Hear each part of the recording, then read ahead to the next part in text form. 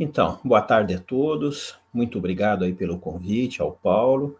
E sempre é um prazer imenso vir falar no INUF e poder dispor dessa oportunidade de conversar com essa fantástica rede de pessoas interessadas em pensar, refletir, desenvolver e ampliar a doutrina dos espíritos.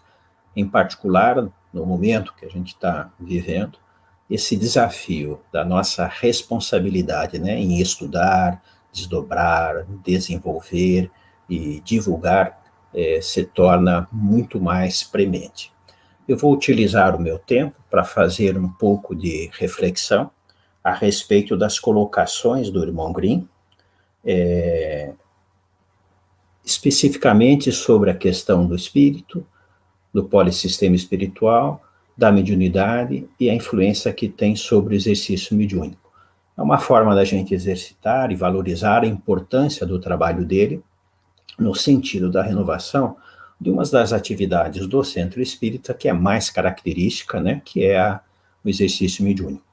Vou começar aqui pelo Kardec, né, que é a nossa grande referência conceitual, não só dele, mas também tem crescido muito a importância de sua esposa, né, Amélia Gabriela Baudet, que durante todo o processo da codificação ela foi muito participativa, e principalmente depois foi um dos baluartes preocupada com a continuação do movimento espírita e com o respeito à coerência e à consistência dos princípios doutrinários que foram duramente atacados e contaminados, digamos assim, depois, né?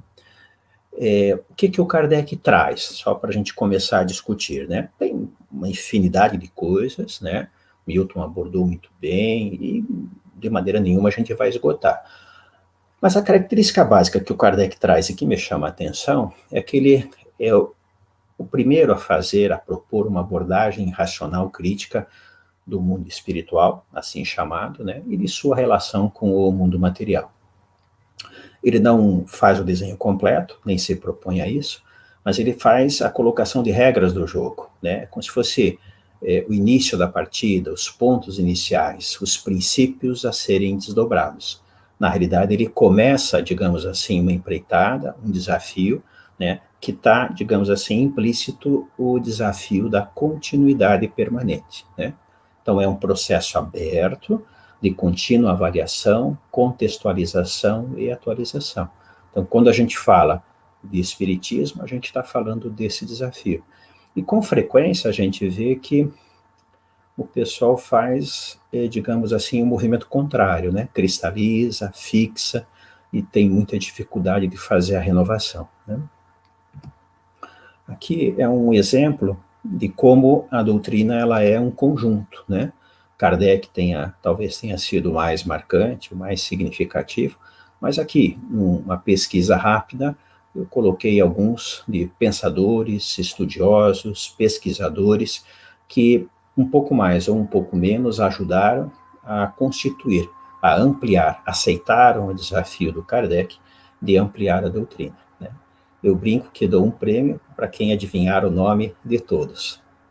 Alguém tem certeza de todos? Não. Alguns são fáceis, né? São bem clássicos, mas alguns são desconhecidos e fizeram grandes contribuições para o pensamento doutrinário. E alguns, né, é interessante, eram pesquisadores que nem eram ou nem se diziam espíritas, né?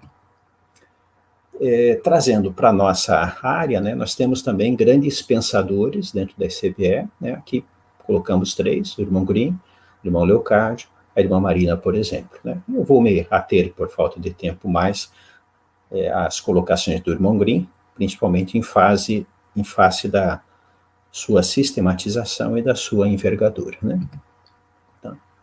Então, vale a pena a gente realçar, né, ainda mais nesse momento em que a gente está refletindo a respeito dessa herança trazida pelo irmão Grimm, que ele realizou a mais profunda renovação, ressignificação, recontextualização doutrinária desde Kardec, né? Um trabalho de persistência, de continuidade, ao longo de mais de 60 anos, o irmão Grimm com o irmão Mauri, né? e todo o conjunto de espíritos que auxiliaram nesse processo. De tal forma que o que a gente chama de princípios ou fundamentos básicos, que já são clássicos, né, Deus, moral cristã, livre-arbítrio, o trânsito entre frequências diferenciadas, a comunicação, e os conceitos básicos associados, como espírito, evolução, a unidade do conhecimento, fé racional, complexidade, transdisciplinaridade, eslética, autoconhecimento, causa e efeito, foram profundamente impactadas pelas colocações do irmão Grimm. Eu vou me limitar a algumas questões ligadas ao espírito, por exemplo, né? Veja, o espírito que muitas vezes era visto como o morto, a assombração, o fantasma, né? De repente ele começa a ganhar uma característica completamente diferente. Se o meu conceito de espírito vai mudando, necessariamente o meu conceito de mediunidade, de comunicação mediúnica, de exercício mediúnico também vai se alterando, né? Desde o núcleo inteligente da vida, o princípio inteligente, que é o que a gente encontra no Livro dos Espíritos, por exemplo, centro do pensamento, a inteligência, o poder de conceber, de fazer consciência, o ser do ser humano, mais recentemente, experiência, conhecimento acumulado, também é outra forma da gente valorizar, um agente ativo, perseverante de mudanças, enfim, ele foi trazendo uma série de conceitos que impedem que a gente olhe, veja, conceba espírito de uma forma antiga que a gente fazia antes, né?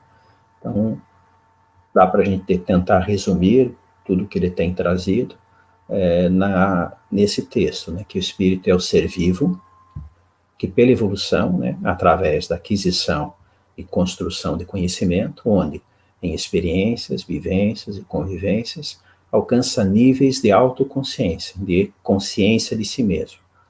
Associado a esse processo, alcança níveis de inteligência crítica. Tendo consciência e inteligência crítica, ele tem liberdade ou capacidade de fazer escolhas de acordo ou levando em consideração valores, ou seja, ele é um agente moral. E com tudo isso ele pode dar sentido, significado, direção à sua trajetória, né? De tal forma que a gente pode dizer que o objetivo do espírito é a ampliação da consciência e do entendimento a respeito do seu papel na estruturação inteligente do cosmos. Então você se obriga a reformular e mudar muito dos seus comportamentos, né? Na casa espírita e assim por diante. Outro conceito que ele trouxe, que vai afetar profundamente a questão do processo mediúnico, é a concepção do universo como sistema complexo, né? De forma muito, digamos, resumida, né? Sistema complexo, é um sistema de elementos em interação dinâmica não linear, engajadas em um processo emergente, auto-organizado, cuja característica pode exceder a soma das partes componentes, né? Pode células vivas, o cérebro humano, formas de linguagem, o espírito, todo um ecossistema e, principalmente, o universo como um todo, que não deixa de ser um grande sistema complexo, né? Sistemas dentro de sistemas e com o conceito de hipercomplexidade, né? Tá? Então, quando eu concebo o universo como um sistema complexo, tá? Eu estou trabalhando a questão da parte, estou integrando a parte ao todo, o todo à totalidade e fazendo um circuito, a totalidade a todas as partes, né? Em essência, esse conceito, ele reflete uma unidade que mantém a dinâmica da diversidade, né? Então, em toda a natureza, em todo o universo, em todo o cosmos, a complexidade é o padrão que une, né? Como é que há essa possibilidade das partes estarem em unidade e constituírem a totalidade? Basicamente através da interação, da integração, que opera a unidade. Ou seja, eu estou falando de relação, interação, integração entre partes, ou seja, eu estou falando de comunicação. Então, veja que quando eu concebo o espírito de forma diferente e concebo o universo como sistema complexo, eu estou automaticamente me obrigando a modificar, a alterar o que eu entendo por comunicação e necessariamente por comunicação mediúnica, né? Para ficar um pouquinho mais claro, né, quando fala em parte, todo e totalidade, pensar sempre que parte é uma fração de um todo. O que exatamente eu vou chamar de parte depende muito do meu interesse, do que eu estou estudando. Mas sempre é fração de um todo, né? São partes em que eu posso discernir, mas elas não são. Se eu faço a concepção de sistema complexo, elas não são isoladas, né? O todo, às vezes o pessoal confunde um pouco com totalidade, é o conjunto de todas as partes de objetos, né? É o conjunto no qual não falta nenhuma parte, tudo está lá, na unidade formada pela soma das partes componentes, né? O que vai diferenciar de totalidade, né? Totalidade é uma unidade orgânica resultante da reunião de todos os elementos e de suas relações, né? Refere-se a todos os elementos de um conjunto, mas na medida em que esses se constituem unidades, ou seja, considerando a interação entre as partes, né? Então, o conjunto das partes formando todo, e esse todo, né, no sentido de relacionamento, de interação, e principalmente no desempenho de função, na busca de propósitos, constitui essa ideia de totalidade. Para nós é um conceito muito interessante, porque permite tanto uma abordagem deísta, panteísta ou imanente, né? É o sentido da totalidade que presenta, que torna Deus presente a nós, né? Outro conceito que o irmão Green trouxe, que também vai modificando as questões do exercício mediúnico, da mediunidade, dos grupos de exercício mediúnico, né? É em relação ao conceito de polissistema material e espiritual. Quando ele traz esse conceito, tá, ele faz uma mudança ontológica em relação ao universo, né? Tradicionalmente, você tem uma abordagem dualista, né? Espírito e matéria se contrapondo, e quando ele faz essa colocação, você passa a ter, no sentido ontológico, uma concepção monista, né? Múltiplos sistemas complexos em interação, né? E mudando a visão tradicional, por exemplo, né, que o polissistema material seria mais importante, e que o polissistema espiritual seria uma sombra vaga girando em torno do mundo material, né? Essa concepção ela evolui, né? É muito forte ainda esse sentido dicotômico, que é um mundo espiritual e um mundo espiritual que se interrelacionam através de momentos especiais, né? Quando na realidade o mais interessante é conceber que é um conjunto, né, conjunto de sistemas espirituais, e o polissistema material ele é mais bem entendido como um subsistema desse conjunto maior de sistemas, né? Então, mudando o conceito de espírito, mudando o conceito de universo, mudando o conceito de polissistema material e espiritual, eu vou tendo condições também de modificar o conceito que eu tenho de comunicação, né? Então, o irmão Green coloca, então, comunicação como interação entre as partes e o todo, propiciando a totalidade, né? Aí, o que a Vadilza colocou muito bem, tudo informa e tudo comunica. Então, uma interação entre as partes e o todo, propiciando, resultando, né, na totalidade. Um outro aspecto que o irmão Green foi muito pioneiro, né, foi quando, há muito tempo atrás, ele começou a abordar a comunicação, pegando a estrutura clássica da teoria da comunicação, da semiótica, né, e começou a trabalhar, captar, processar e emitir, por exemplo, né? A ideia de um emissor, a mensagem no meio, tá, com a presença de ruídos, chegando ao receptor.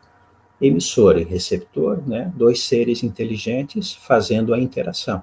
E para que ocorra a interação, eles têm que transpor o meio. As características desse meio vão variar, né? Eu posso ter nenhum distanciamento físico, estou conversando com as pessoas presencialmente, né? Posso estar conversando com as pessoas sem compartilhando a mesma estrutura biológica, por exemplo. Então, estamos encarnados, né? Entre aspas, né? Usando esses termos que são imprecisos, com uma mesma densidade, uma mesma frequência, ou alguma coisa assim do gênero. Posso estar conversando com pessoas de Curitiba, então o distanciamento cultural é pequeno. Posso estar falando com pessoas que estão agora em rede em várias cidades do Brasil, então nós compartilhamos um universo cultural muito comum, mas há particularidades do Rio de Janeiro, de Belo Horizonte, de São Paulo e assim por diante, e posso ir ampliando, né, esse meio aqui, né, até eu estar interagindo com o emissor e o receptor, com meios que não compartilham o mesmo meio físico, e compartilham poucos elementos culturais e assim por diante, né? Então, você tem condições de, considerando comunicação, abordar comunicações facilmente realizáveis, de forma mais direta, e considerar comunicações que são mais amplas e que a característica do meio pode aumentar a quantidade de ruído, né? Para que seja feita essa comunicação, né? Sempre o emissor e o receptor, um outro conceito interessante do irmão Grimm, sempre considerando o terceiro incluído. Esse nunca está só, esse nunca está só, sempre está imerso e, em parte, comunica, tá, a vontade, o interesse, as ideias, os valores de outras pessoas que estão presentes, né? Não importando, vejam que aqui é interessante, se está encarnado ou se está desencarnado. Outro aspecto que ele trabalhou muito foi utilizar e expandir a analogia física do processo mediúnico, que já estava lá no Mecanismos da Mediunidade, lá do Chico Xavier, por exemplo, desenvolvendo aspectos de sintonia, frequência, ressonância, assim por diante.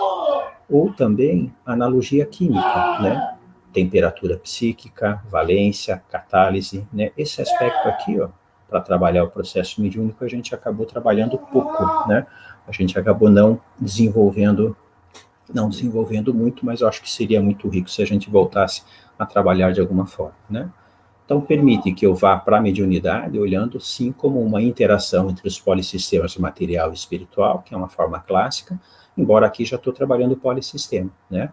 E ele vai ampliando o conceito, né, como síntese do processo cósmico, que revela o indivíduo a si mesmo e aos outros, ou um diálogo com todos os seres, com todo o universo, né? Ou, um pouco mais complexo, fluxos circulares e circulatórios com reciprocidade consentida de conceitos, informações, valores, sentimentos e afeto.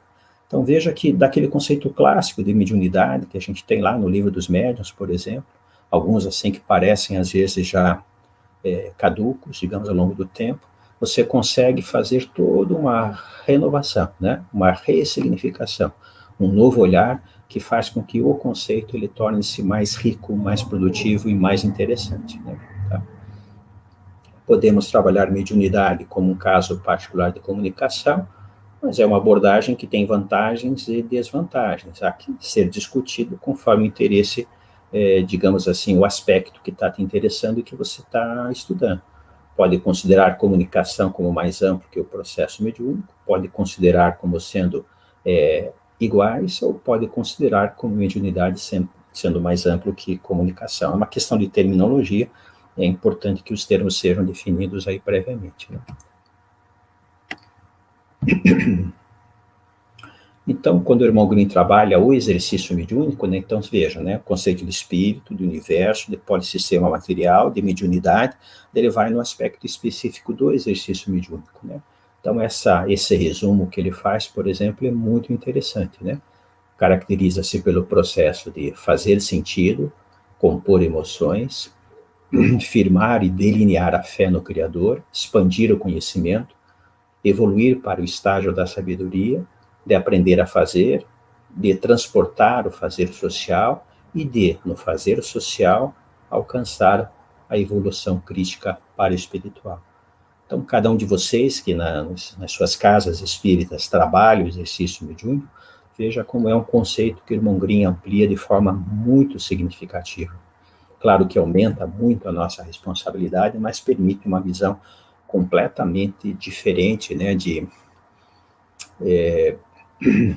trabalhos de desobsessão, trabalhos de orientação de espíritos que desencarnaram, né? Então, a perspectiva, a visão, ela, nessas últimas décadas, tornou-se completamente diferente, né? Aqui um outro conceito dele, o exercício mediúnico possibilita a consciência, o conhecimento de como ser vivo, de que cada pessoa se encontra ligada a todos os seres do universo, ou seja, o exercício mediúnico lhe permite essa consciência da unidade, da ligação de parte, todo e totalidade, né? O exercício, ele cria uma unidade entre os dois parasistemas culturais, faz direção no espaço, construindo uma realidade que faculta ao ser humano pensar livremente e responder às expectativas das situações enfrentadas e momentos vivenciados, né? Bem diferente da ideia de resolver problemas das pessoas e tudo mais, né? É um sentido de qualificar a pessoa através dessa consciência da unidade, de forma que ele possa pensar e atender às suas expectativas, os seus desafios, as suas dificuldades, a determinação de sua trajetória, né? A construção livre da sua própria trajetória, né? E um outro impacto, então, no próprio conceito da casa espírita, né? Quando ele trouxe a Universidade do Povo, já lá em 94, Casa do Saber, espaço de reflexão, construção de conhecimento, da unidade do conhecimento, espaço de vivência de valores espirituais, com desdobramentos, aplicação, ação social e assim por diante, né? Tá? Então, temos lá espírito, universo, polissistema espiritual, mediunidade, exercício mediúnico e o segmento da casa espírita que faz o chamado exercício mediúnico propriamente dito, né? Mas mesmo nesse aspecto, ele ajuda a romper com aquela visão tradicional limitadora, né? Ele passa a trabalhar o grupo de exercício mediúnico, né, como espaço para interação, estudo, ampliação da mentalidade, construção do conhecimento, né? Reflexão e ampliação dos conceitos doutrinários. Espaço para, a partir do estudo doutrinário, ampliar a comunicação. Aprender a pensar, o pensamento livre, aberto, crítico, o exercício filosófico por excelência que permite a determinação do sujeito, né? Como a irmã Marina aqui, aproveitando a frase famosa dela, sensibilização para o exercício pleno do livre-arbítrio, né? Permite que as pessoas se assumam como agentes morais, agentes do novo, vivenciando e sustentando os valores espirituais, né? Momentos de dificuldade, como a gente tem atravessado, a responsabilidade, né, do agente mediúnico, como agente moral, que sustenta o novo e principalmente que sustenta os valores espirituais num tempo relativamente turbulento, né? Então, é uma atividade em grupo para o estudo, a construção do conhecimento de si mesmo, o autoconhecimento, com aplicação imediata na vida de cada um, né? É um exercício que enfatiza vivenciar, experienciar, sustentar e alcançar o princípio básico da vida, que é o espiritual, né? O que desse princípio espiritual, né? Seus valores, seus objetivos, sua lógica. O Paulo falou na lógica, que o irmão Grimm trouxe, filosofia, conceitos, cosmovisão, ideias, sentimentos, perspectivas, significados, direção, né? E especificamente, então, o currículo, né? Que é a, vamos dizer assim, a proposta operacional desse conceito diferente de grupo de exercício mediúnico e desse conceito diferente do exercício mediúnico mesmo, né? Então, o currículo, sempre amplo, aberto, em contínua adaptação, né? Esse esquema que o irmão Grimm reforçou continuamente de projeto político-pedagógico, o currículo propriamente dito, os programas e os planos de aula, que vai nortear a nossa ação no grupo de exercício mediúnico, né?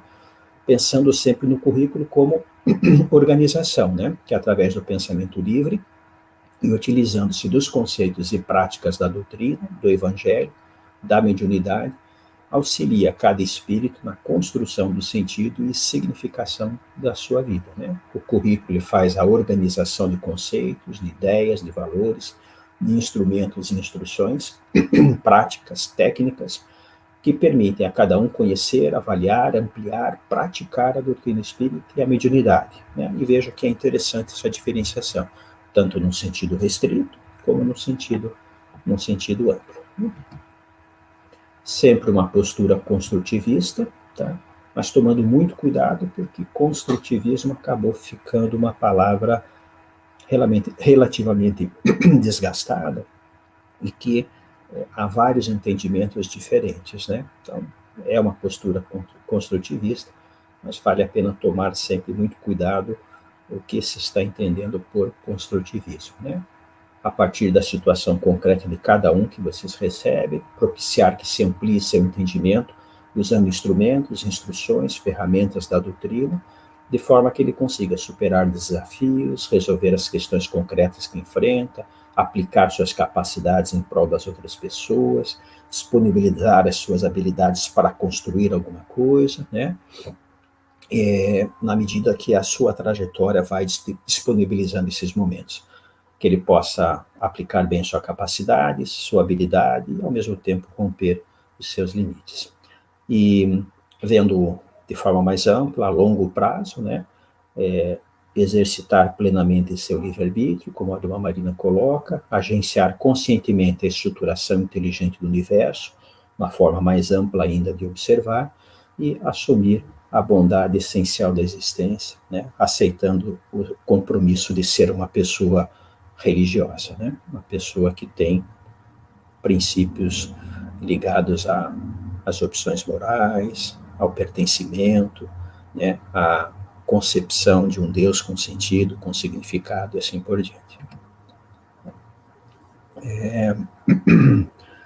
Tentando, ou com a pretensão de exprimir uma parte desse entendimento diferenciado, lá em 99, né, foi publicado Espiritismo e Currículo, uma proposta para o estudo doutrinário e exercício mediúnico, né, que ajudou, que facilitou um pouco a gente se aproximar desse conceito, né, de mediunidade, de exercício mediúnico e de grupo de exercício mediúnico que o irmão Grimm vinha propondo, né? Ele foi dividido em eixos, módulos e temas transversais, tá? Como já faz tempo, desde essa última edição, tem um grupo que por algum tempo trabalhou e levantou e estruturou uma nova proposta, visando uma segunda edição.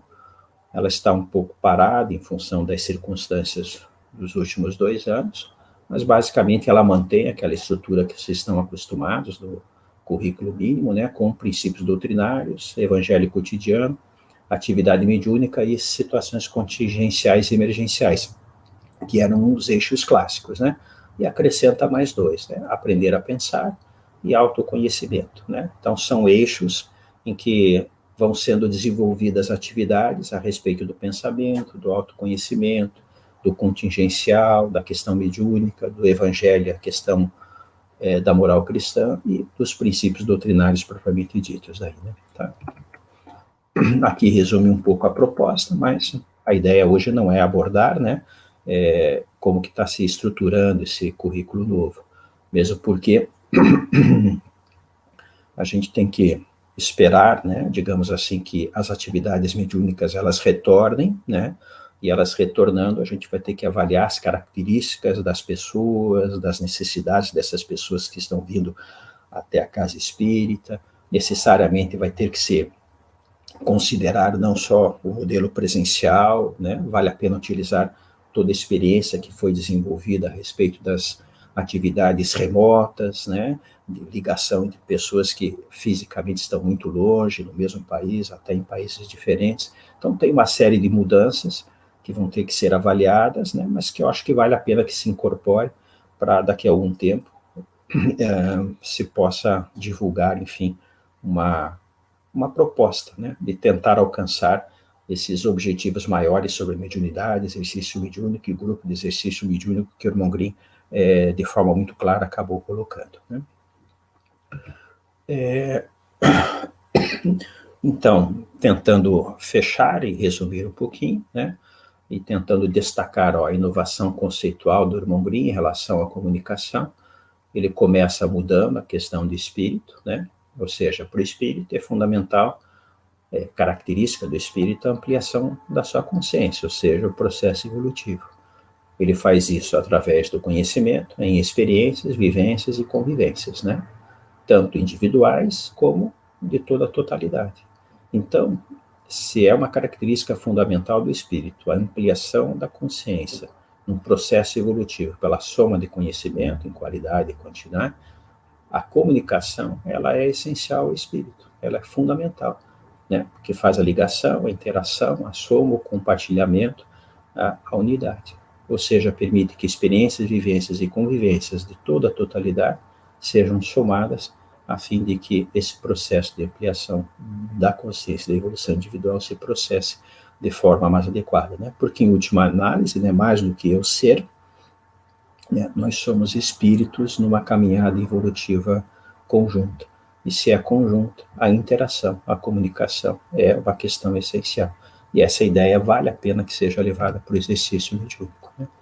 Quando a gente pensa no conceito filosófico dos mais importantes que o irmão Green trouxe, né, que é a irredutibilidade da singularidade e a essencialidade do pertencimento, né? A singularidade irredutível de cada um só pertence essencialmente à totalidade através do quê? Da interação, da relação, do compartilhamento, ou seja, da comunicação. Quer dizer, é outra concepção a respeito do exercício mediúnico e da comunicação mediúnica que vale a pena que a gente leve em consideração.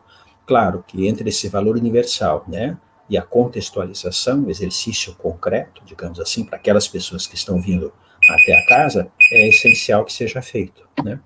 E o desafio de quem tem que fazer somos cada um de nós, de acordo com as pessoas que estão nos procurando, em função da sensibilidade que elas têm, tá?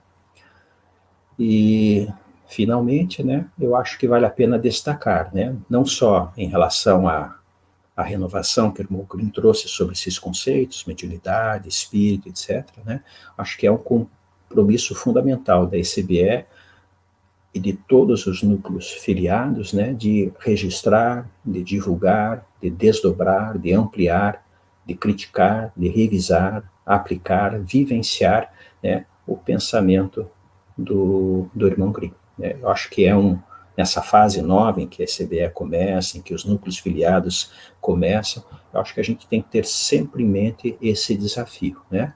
Desde registrar, para a gente não perder, divulgar para as pessoas conhecerem e principalmente vivenciar esses vários conhecimentos novos, né? Não esquecendo que, principalmente em religião, Milton levantou bem, né? O Kardec atrelou mecanismos que evitam a dogmatização, a cristalização. Então, ser fiel à herança do irmão Grimm, digamos assim, é ser fiel não só aos conceitos que ele trouxe, mas uma marca fundamental dele, uma concepção, uma abordagem, né, que eu acho que é muito forte e está presente em tudo que ele ensinou, que é a visão aberta, racional, crítica em construção, né? Como foi dito, se o conhecimento é parcial, provisório, limitado, criticável, aperfeiçoável, ele tem que estar sempre em construção, sempre sendo revisado e sempre fazendo novas abordagens, fugindo, né? Que a religião sempre é clássica em conseguir, fugindo ao dogmatismo, ao absolutismo definitiva, não é uma visão definitiva, acabada, pronta, mágica, mística, esotérica, personalista, subjetivista, né?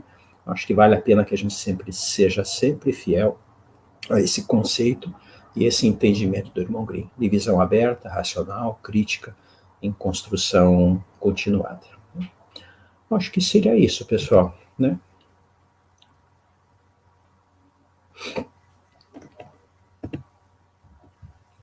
Eu estava dizendo que